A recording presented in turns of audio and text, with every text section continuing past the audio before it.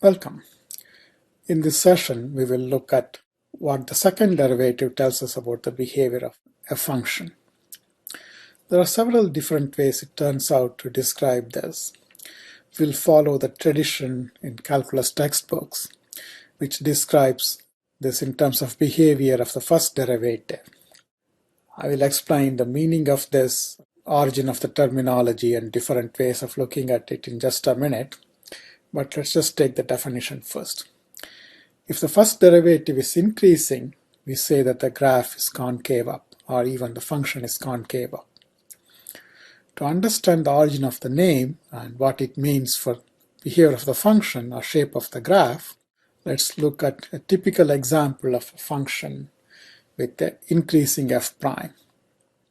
It's convenient to separate the case of f prime being positive and increasing from the case of f prime being negative and increasing. So let's first take the case of f prime being positive and increasing. If f prime is positive, that means the tangents are positive slope, so they go from lower left to upper right. If in addition f prime is increasing, that means the slopes are getting bigger.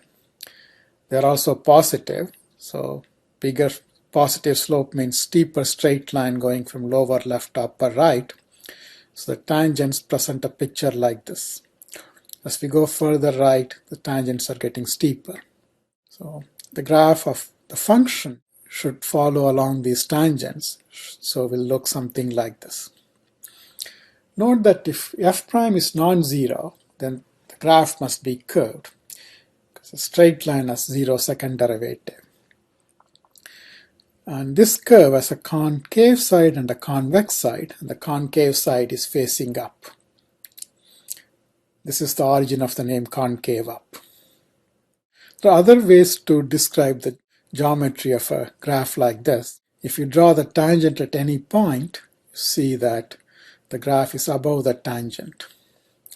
Or if you take 2 points on the graph and join them with a straight line, the graph goes below that straight line.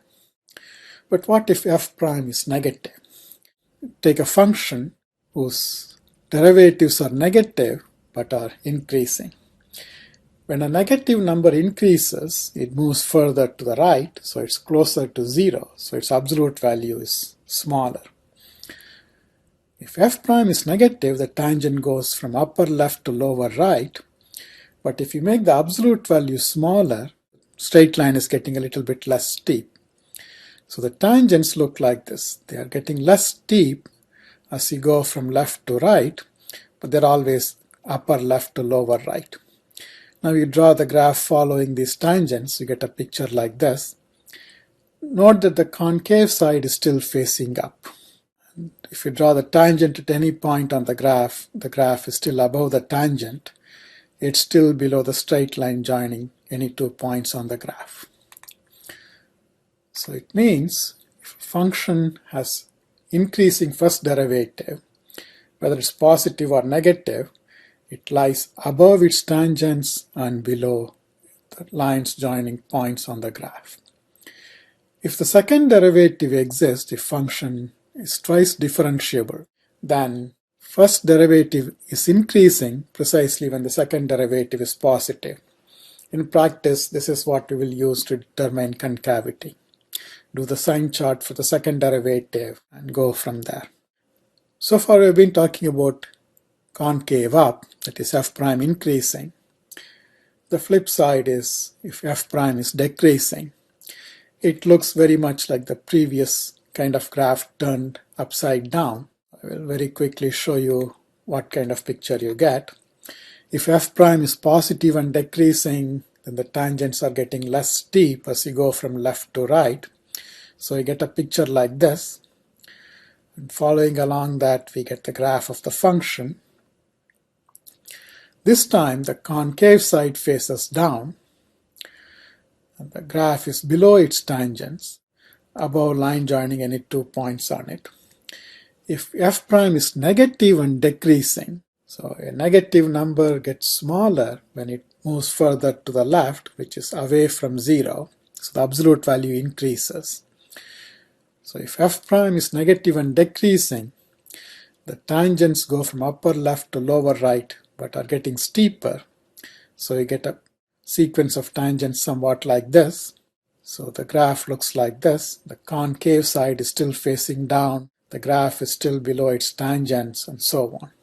So if f prime is decreasing, the graph lies below its tangents and lies above its chords. If the function is twice differentiable, f prime is decreasing precisely when the second derivative is negative. So this is what the second derivative tells us about the shape of the graph. Next, we will look at some examples where we see how to determine the concavity.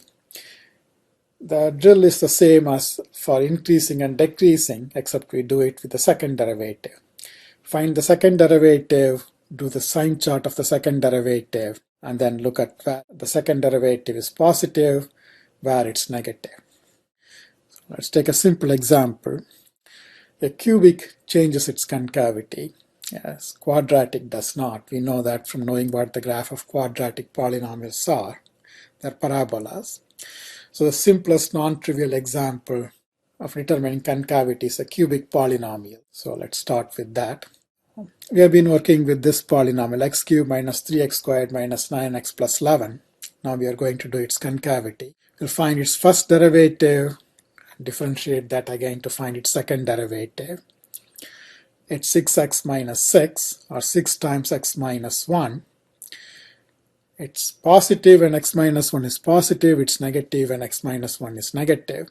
Since we are asked to find where this graph is concave down, I have to determine where 6x minus 6 is negative, or where x minus 1 is negative. That's when x is less than 1. So this graph is concave down in the interval from negative infinity to 1. The next few sessions we will do more complicated examples of determining concavity.